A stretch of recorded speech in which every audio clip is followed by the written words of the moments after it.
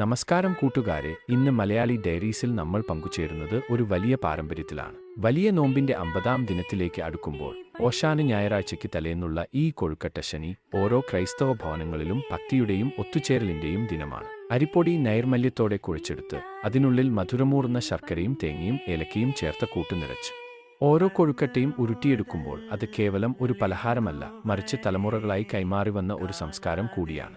ഈശോയെ ഓശാന പാടി സ്വീകരിക്കാൻ ഒരുങ്ങുന്നതിന് മുൻപുള്ള ഈ മധുരമുള്ള ഒരുക്കം ഓരോ വീടുകളിലും പ്രാർത്ഥനയോടെയാണ് ഈ കൊഴുക്കട്ടകൾ തയ്യാറാക്കുന്നത്. കാലത്തെ മുത്തശ്ശിമാരുടെ കൈപുണ്യവും ആ സ്നേഹവും ഇന്നും ഈ കൊഴുക്കട്ടകളിൽ നിറഞ്ഞു നിൽക്കുന്നു. വിശ്വാസവും മധുരവും കലർന്ന ഈ കൊഴുക്കട്ട ശനി വിശേഷങ്ങൾ നിങ്ങളുമായി പങ്കുവയ്ക്കുന്നതിൽ ഞങ്ങൾക്ക് വലിയ സന്തോഷം.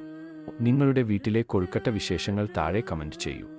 ആവി പാറുന്ന ചെമ്പിൽ നിന്ന് ആ മധുരഗന്ധം വീടാകെ പടരുമ്പോൾ വല്ലാത്തൊരു സന്തോഷമാണ്. അവർക്കും അനുഗ്രഹീതമായ ഒരു കൊഴുക്കട്ട ശനി ആശംസിക്കുന്നു.